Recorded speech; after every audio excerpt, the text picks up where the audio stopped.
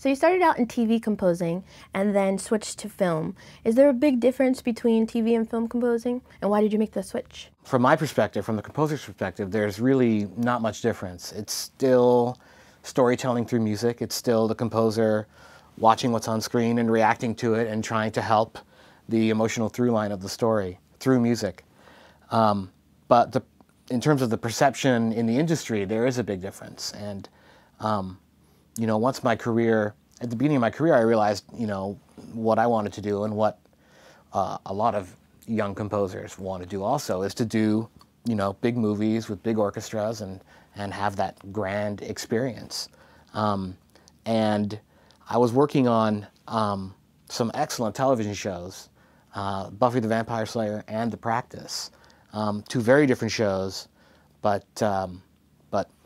both very good shows with great opportunities for music, particularly Buffy, which had, you know, dealt with really big themes, the apocalypse, young love, which, as we all know, can feel like the end of the world, and can be quite apocalyptic in and of itself. I mean, the music was big, so it was a really great opportunity.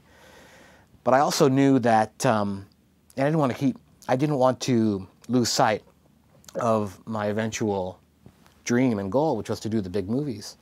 And at a certain point, I realized I needed people to think of me more as a movie composer and less as a TV composer. Because in Hollywood, if you're working on movies, if you're a producer, let's say, and you're putting together your crew, there's this perception that if you work in TV, that's no good. You know, you don't want to get that person. That's a TV person.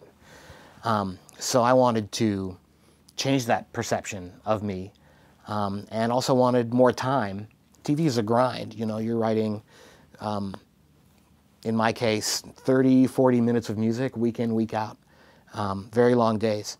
There just isn't time to market yourself to the extent when, you know, basically switching from TV to film, it's almost like starting over. You know, none of my TV credits would really matter to the people in the hiring position. So I needed the time to